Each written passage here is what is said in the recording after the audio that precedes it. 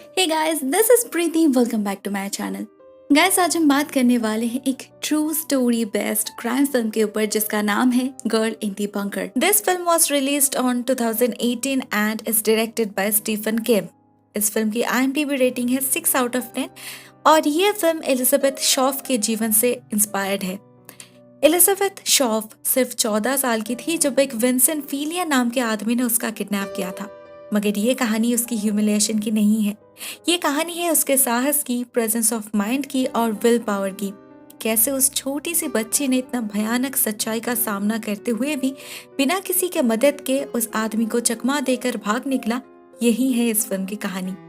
तो हर बार की तरह पहले हम इस फिल्म की रियल स्टोरी के बारे में बात करेंगे और उसके बाद रियल स्टोरी को जानेंगे। तो चलिए शुरू करते हैं आज की इस एक्सप्लेनेशन वीडियो को। साल है 2006, प्लेस साउथ कैरोलिना।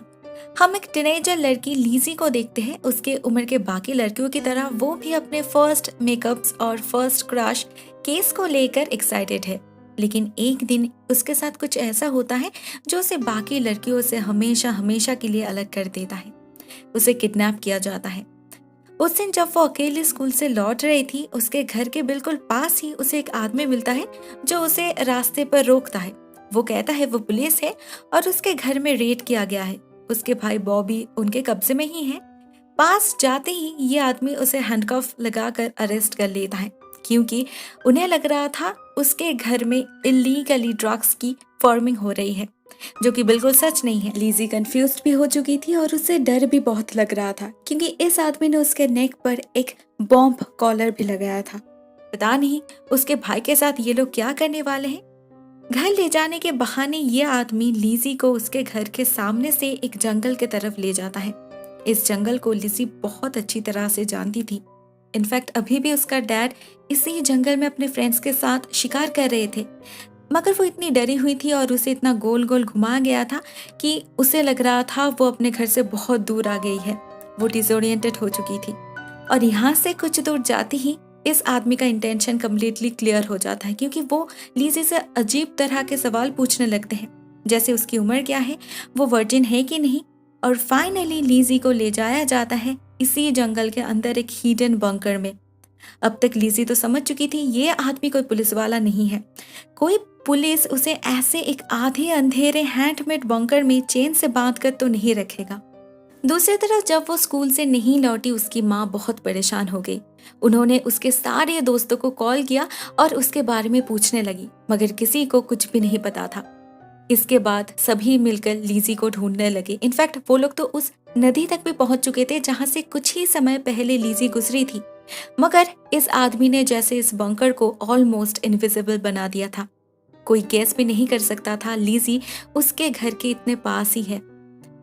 लीजी की माँ मिसेस शॉफ पुलिस को कॉल करती है। पुलिस भी आसपास ढूंढती है, नेबर से भी पूछताछ करती है, मगर कहीं ना कहीं उन्हें लग रहा था लीजी जरूर किसी फ्रेंड के घर में होगी, मे बी बॉयफ्रेंड के साथ, और कल तक वापस आ जाएगी। मतलब वो लोग इस केस को जरा सा भी इम्पोर्टेंस नहीं दे रहे थे। लेकिन जब उन्होंने देखा नेक्स्ट डे भी लीजी घर नहीं लौटी, इवन उसकी कोई खबर भी नहीं मिल रही, तो उन्होंने लीजी के स्कूल में जाके इंटरोगेशन शुरू किया उसके फ्रेंड्स और बॉयफ्रेंड केस से, मगर ज्यादा कुछ पता नहीं चल पा रहा था। 2 दिन बीत चुके थे। सर्च टीम ने भी ऑलमोस्ट 1000 बार उस जगह को ढूंढ चुके थे, मगर पता नहीं कैसे पुलिस डॉग्स भी लीजी को ट्रेस नहीं कर पा रही थी। उधर उस बंकर में लीजी की जिंदगी नरक से भी बदतर हो चुकी थी। इन 2 दिनों में उसे वो सब कुछ सहना पड़ा था जिसे वो कभी सपने में भी नहीं सोचा था। उसे बार बार असॉल्ट किया गया, बार बार धमकी दी गई। इस बंकर के अंदर और बाहर हर जगह बूबी ट्रैप्स बिछाए गए हैं। अगर वो बाहर निकली तो डेफिनेटली वो मरने वाली है, और अगर वो बाय एनी चांस घर तक पहुंच भी गई तो इस आदमी को उसके घर का एड्रेस पता है। वो वहां पर जाएगा और उसके भाई बॉबी का खून कर देगा। अब ये बात पता होने के बाद कोई भी 14 साल की लड़की डर ही जाएगी, तो वो और कुछ नहीं कर पाई। इस बंकर के अंदर सब कुछ मेकशिफ्ट था। नहाने के लिए शावर था, इलेक्ट्रिसिटी थी, बेड थी, टॉयलेट था, टीवी था, इवन खाना बनाने के लिए एक गैस स्टोव भी था। मतलब इस आदमी ने सब कुछ बहुत दिनों से अच्छे तरीके से प्लान किया था। लीजी को उसका अल्टीमेट इंटेंशन पता नहीं लग रहा था। क्या वो उसे मारने वाला है ये आदमी अपना नाम विंसेंट बताता है। उसके बातों से लग रहा था कि वो काफी स्मार्ट है, मगर ऐसे लोग कहीं ना कहीं साइको ही होते हैं। पता नहीं वो उसके साथ और क्या क्या करेगा। मगर लीजी को यहाँ से जिंदा तो निकलना था ही, तो वो विंसेंट से प्यार से बात करने लगती है। थर्ड डे एक बहुत ही इंटरेस्टिंग चीज होती है। मिस्टर शॉफ अपने दोस्तों के साथ लीजी को ढूंढते ढूंढते एग्जैक्टली इसी बंकर के ऊपर आ जाते हैं।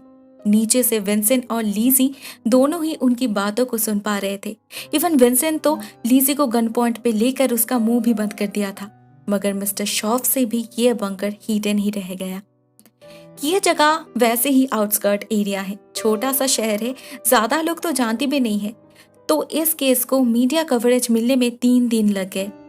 लीसी बंकर के अंदर बैठकर अपने पेरेंट्स की कंडीशन देख पा रही थी टीवी पर, मगर उन्हें तो अंदाजा भी नहीं था उनकी बेटी उनके आंखों के सामने रहते हुए भी वो लोग उसे ढूंढ ही नहीं पा रहे हैं।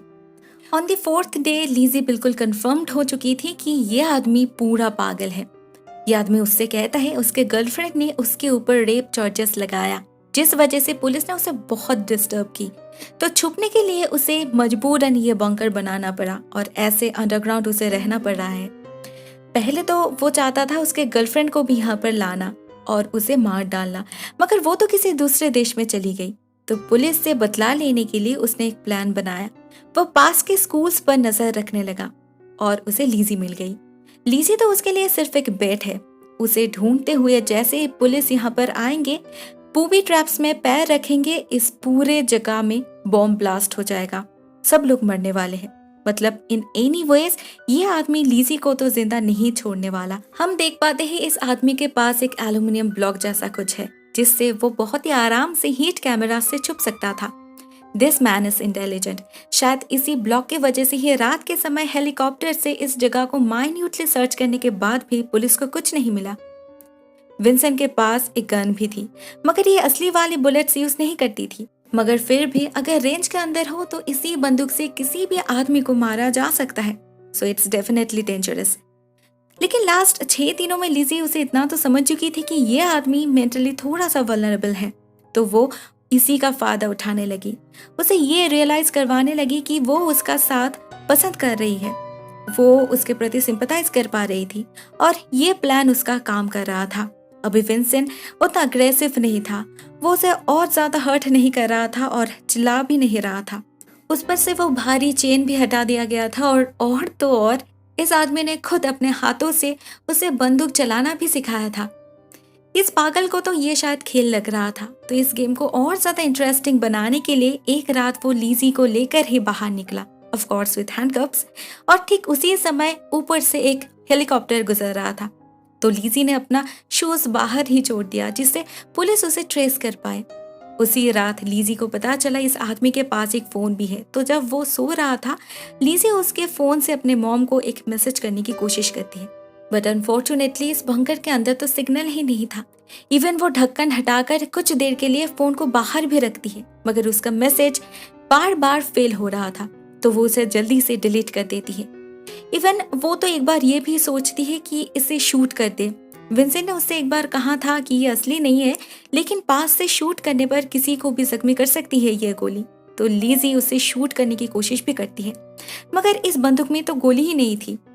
बेचारी लीजी, वो इतनी कोशिश कर रही है, मगर शायद प्रेयर के सिवा, गॉड के सिवा उसे और कोई भी नहीं बचा सकते। उसे अपनी मॉम की याद आ रही थी, अपने परिवार को वो बहुत ज्यादा मिस कर रही थी। ऊपर से गन की हालत देखकर विंसेंट भी शक कर रहा था शायद कल रात लीजी ने इसे यूज की थी। इसका ट्रिगर जैम हो चुका था। दो लीजी डिनाई कर रही थी बार बार, मगर विंसेंट कंप्लीटली श्योर हो चुका था ये लीजी का ही काम है। On the 8th day morning Mrs शॉफ को लीजी का मैसेज मिलता है, मतलब फाइनली वो मैसेज डिलीवर्ड हो चुका था। आज ही यहाँ पर सर्च बंद होने वाला था। पुलिस को लग रहा था इधर लीजी जिंदा नहीं है और उसे कहीं और भेज दिया गया है। इवन जब मिसेस शॉफ उन्हें ये मैसेज दिखाती है तब भी पहले तो वो लोग इस बात को सीरियसली ही नहीं लेते, उन्हें लग रहा था ये कोई मजाक है। मगर मिसेस शॉफ उन्हें कहती है एलिजाबेथ का निक नेम और किसी को कभी भी पता नहीं था, ये मैसेज जरूर लीजी ने ही भेजा है। पुलिस इस नंबर को ट्रैक करती है और उन्हें पता चलता है ये फोन बिल्कुल नया है, शायद 3 महीने पहले ही इसे खरीदा गया है, वो भी किसी कैथरीन हीथ के नाम पे। उन्हें उनका एड्रेस भी मिल गया था, तो वो लोग उसे विजिट करने वहां पर पहुंच चुके थे। तब उन्हें पता चलता है इस लड़की ने लास्ट ईयर अपने बॉयफ्रेंड विंसेंट के अगेंस्ट कंप्लेन की, वो भी सेक्सुअल हरासमेंट की। लोकल पुलिस पिछले 1 साल से विंसेंट को ढूंढ रही है, मगर वो कभी मिला ही नहीं। पहले तो उन्हें लगता था कि शायद वो देश छोड़कर भाग चुका है, लेकिन अभी उन्हें ये लग रहा है कि शायद लीजी को उसने ही किडनैप किया है। पुलिस कैथरीन को इंटेरोगेट करती है। उन्हें पता चलता है उसे नहीं पता विंसेंट कहाँ है, मगर जब भी उसे किसी चीज की जरूरत पड़ती है वो उसे मैसेज करता है और कैथरीन उसके लिए खाना वगैरह एक अबांडन्ड गाड़ी के ट्रंक में छोड़ दिया करती है। पुलिस को कैथरीन के घर में 2 अंडरग्राउंड रूम मिलता है, ठीक उसी बंकर के जैसे। मतलब वो पहले यहाँ पर ही छुपा रहता था, शायद इसीलिए पुलिस को वो कभी नहीं मिला, मगर वो अभी भी खाना यहाँ से ही कलेक्ट करता है। इससे पुलिस को आइडिया मिलता है कि शायद वो अभी भी आसपास ही है, शायद किसी हिडन बंकर में। तो उसे पकड़ने के लिए पुलिस एक प्लान बनाती है। वो लोग इस मैसेज की बात मीडिया में फैला देते हैं। उन्हें पता था विंसेंट डेंजरस तो है, मगर वो डरपोक भी है। अगर उसे पता चला पुलिस फिर से उसे ढूंढ रही है तो वो भाग जाएगा। लास्ट बार भी उसने ऐसा ही किया था, तो उन्हें विक्टिम जिंदा मिली थी। शायद इस बार भी उन्हें इसी तरह से लीजी भी मिल जाए। हाँ, ये काम रिस्की तो था, मगर ये एक कैलकुलेटेड रिस्क था। पता चलता है पुलिस का प्लान बिल्कुल प्रॉपरली एग्जीक्यूट हो रहा है।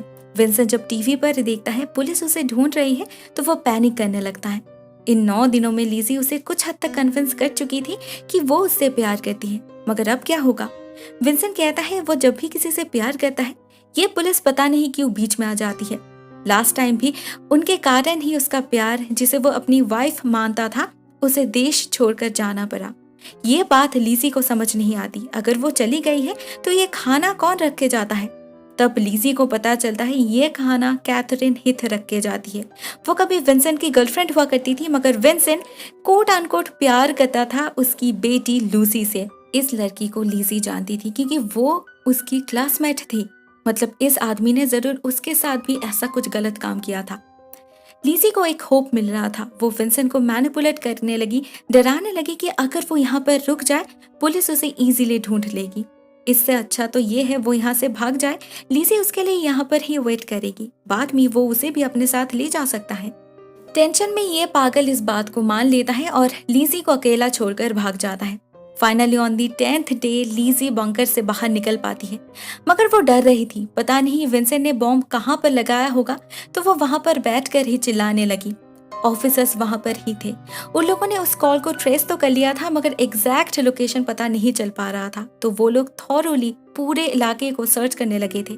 उन्हें लीजी की आवाज सुनाई देती है और वो लोग भागकर वहां पर पहुंच जाते हैं। उन्हें वहां पर ट्रैप तो मिला, मगर सब कुछ नकली थी। मतलब विंसेंट ने फालतू में लिजी को डरा कर धमका कर यहाँ पर कैद रखा। पुलिस उसे रेस्क्यू करती है और पूरे 10 दिनों के बाद लीजी अपने परिवार से मिलती है। इन 10 दिनों में लीजी ने जहन्नम का चक्कर लगा चुकी थी। मेंटली एंड फिजिकली वो टूट चुकी थी, मगर उसने इतने सफरिंग्स के बाद भी जीने की उम्मीद कभी नहीं छोड़ी। उसने फिर से नई तरह से जीवन शुरू किया और आज वो एक खुशहाल जिंदगी जी रही है। तो दोस्तों, यहाँ पर ही इस फिल्म की कहानी खत्म हो जाती है। चलिए अभी जान लेते हैं असली एलिजाबेथ शॉफ के असली एक्सपीरियंसेस के बारे में। ये इंसिडेंट है लुगॉफ, साउथ कैरोलिना की। ऑन सितंबर 6, 2006 जब 14 साल की एलिजाबेथ घर लौट रही थी, तो विंसेंट फीलिया नाम के एक आदमी ने उसे किडनैप किया। वो अपने आप को पुलिस कह रहा था और उसने कपड़ा भी वैसा ही पहन रखा था। तो एलिजाबेथ सीरियसली डर गई थी और ये आदमी उसे खींचकर इसी जंगल के अंदर एक बंकर में ले गया। इस आदमी का नाम था विंसेंट फीलिया। वो 36 साल का था और एक कंस्ट्रक्शन वर्कर था। शायद इसीलिए उसे इन सब बंकर के बारे में इतना सब कुछ पता था। उस पर ऑलरेडी एक केस चल रहा था। ऑलरेडी वो एक मुजरिम था क्योंकि उसने अपने गर्लफ्रेंड की 12 इयर्स ओल्ड डॉटर का रेप किया था। असल में वो एक साइको पेडोफाइल था। पुलिस जब उसे पकड़ने गई तब तक वो भाग चुका था। कहाँ पता नहीं, लेकिन वो देश से बाहर तो नहीं गया था। उसने कई दिनों तक उस बच्ची लूसी के ऊपर नजर रखा और तभी उसने शायद एलिजाबेथ को भी देखा होगा। लूसी के जाने के बाद उसने अपना फ्रस्ट्रेशन निकालने के लिए लीजी को किडनैप किया और 10 दिनों तक लगातार उसे टॉर्चर करता गया। लेकिन एलिजाबेथ एक बहुत ही स्मार्ट लड़की थी। उसने कभी हिम्मत नहीं हारी। वो इस आदमी की साइकोलॉजी बहुत अच्छी तरीके से स्टडी कर पा रही थी। डे बाय डे वो विंसेंट को मैनिपुलेट करती गई, प्यार का नाटक करती रही। विंसेंट इतना इजी हो चुका था उसके साथ कि वो तो उसे सच में अपनी गर्लफ्रेंड ही मानने लगा। उसका ट्रस्ट जीतना ही एलिजाबेथ का मेन गोल था और वो ये बहुत इजीली एस्टैब्लिश कर चुकी थी। विंसेंट उस पर भरोसा करने लगा था, इतना कि एलिजाबेथ ने जब उससे उसकी फोन मांगी गेम खेलने के लिए तो विंसेंट ने उसे बिना कुछ पूछे ही दे दिया।